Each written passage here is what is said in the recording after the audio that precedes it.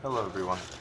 I'm going to cover replacing the diverter valve solenoid and the installation of the DV Plus on a MK6 Golf R. Alright, so this whole thing right here is the diverter valve solenoid. So in order to get this thing off, you have to first get this little clip off. And as you can see, there's a little tab right there. It's really annoying to get to. What we're going to do is we're going to get under there and push it up with a pick. Now that it's up, it's really easy to just take off, like so. See? Perfect. The whole thing is really simple. Once you have this guy off, I think there's one more tab that's in the way right here, or sensor thing for this bolt that's back here. This little, let me focus. This gray silver bolt right here. I think I'll need to get this thing off in order to take that guy off. So it looks like it's just another one of these. So just take that off, and it's just 1, 2, 3, and 4 bolts. All right. So funny thing is, I had to go to the store and buy an actual torque. Let me zoom in on that. Buy an actual torque screwdriver because I didn't have any for these bolts. Apparently, I only carry Allen's. So again, I had to take this thing off, and then I have no idea how to take this whole unit thing off, like this whole big clunky thing. I thought it was just this little sensor, but the whole thing moves, and I can't really see behind here to take this off. So I'm just gonna kind of wiggle it out of the way, and hopefully I have enough space to take that bolt back there off. So here it is. I was actually able to squeeze this right through, and since this screwdriver actually has a magnetic tip, I didn't have to worry about this thing falling in there. But basically, if you actually touch this and like kind of move it out of the way a little bit, you can see that it wiggles. It does give you enough room to get one of these guys out. So just letting you know. Now, if you're like me and have really bad luck, you're gonna have to remove your filter, your air filter cover thing. I don't know if the stock one you have to remove it, but definitely this thing is in my way. So I'm gonna have to remove this if I want to, let's see, if I want to get this screwdriver in back there to actually do it. Now, I actually tried fitting a little swivel thing with a tiny wrench or ratchet, and it did not fit in there. I even tried a regular one first, and that did not fit in there. So I had to take this thing off. A couple bolts later, and the top cover's off. I thought I had to take this bottom piece off, which was going to be a real pain because I had to take this thing off, take that thing off, and then take this thing off. But with just the top gone, I can actually, let's see if I can get a better angle. I can actually fit the screwdriver pretty good in here. Actually, like, you know, it's nice and straight. It's not in the way. So sweet. Cool. So now we got all the bolts off. I thought you had to remove this guy right here, but the cool thing is you really don't. You just have to kind of wiggle it out. And then if you notice, here, let me put this down here real quick. You notice there's a little like a little locating hole right here. That matches up with the plastic little tab right here by my thumb to actually locate the direction of this thing or the position of it. So this is how it looks like. This is how it looks like inside. It's yeah, it just looks like that. And then this is how the actual diverter valve looks like. Excuse me. If we actually compare it to the new one I bought, this is the Rev D, as you can see by my finger. That last digit right there, I'm assuming, is the Rev number. As far as the new one goes, this one's Rev G. I heard Rev G is better. I don't know. I don't care. It's new. I'm not even going to be using this part. That part's going to be replaced anyways.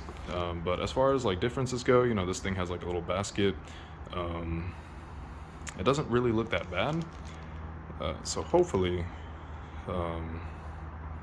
there's no real issues with changing this. This is just for peace of mind, really.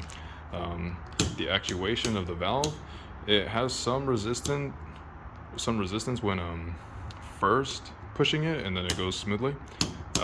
This one over here is just very smooth the whole way. Like, there's no resistance. I mean, there's a little bit of resistance, but like it feels nice and smooth the whole way through. Meanwhile, this one, you have to kind of like break through a certain threshold before it actually goes down, and then once it goes down, it's like it's fine. But like if I barely press it, like it takes some force before it actually goes down, which is why it snaps. So maybe that's an issue. Maybe that's why the boost lags a bit. Who knows? I'm just doing this for maintenance and peace of mind, and hopefully some faster throttle response. So before I get too far into it, I would like to explain why I'm replacing the solenoid and upgrading to a DV Plus unit. So my car has been kind of sluggish after every shift. Not too bad, but it does show. I can feel it. Every time I shift, the car takes a bit to get power again. Now, I know turbo lag is a thing with, with turbos, but my turbo is not huge. So, or I don't think it's big enough to actually have those kind of issues. So, I suspect there might be a leak, or the solenoid might just be going bad. I mean, the car is 12 years old. This is mainly a maintenance thing that I'm trying to get through. And installing the DV Plus, it advertises that it gives you a sharper throttle response, faster boost recovery on gear shift, and it solves boost leaking issues. Not only that, the thing's made of metal, so it'll outlast, the solenoid.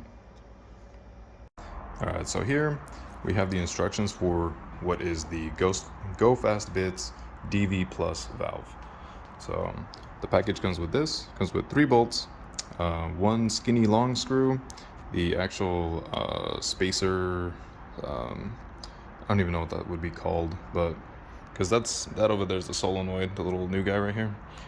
This is kind of like the valve part, maybe, I don't know. But it comes with a big fat spring, little spring back here, 3 bolts, this little plunger thing, along with this other cylinder plunger thing, and that's what the whole kit comes with. And we'll be putting that instead of this little like blue and orange little plunger. Like that's what we're replacing. We're replacing this whole plastic thing with this nice metal thing for longevity, for just all around better durability.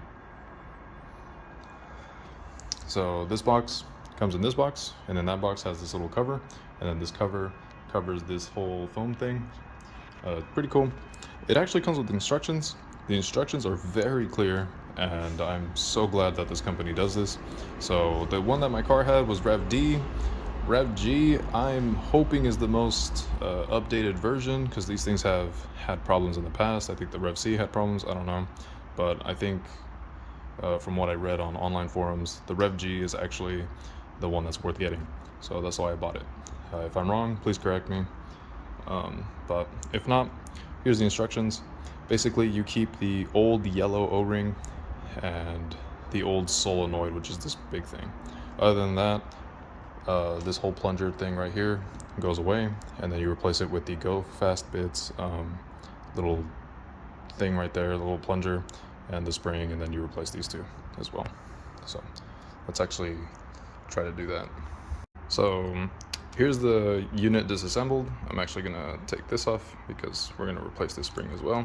This is the only thing you should have from the old unit as far as the modification goes.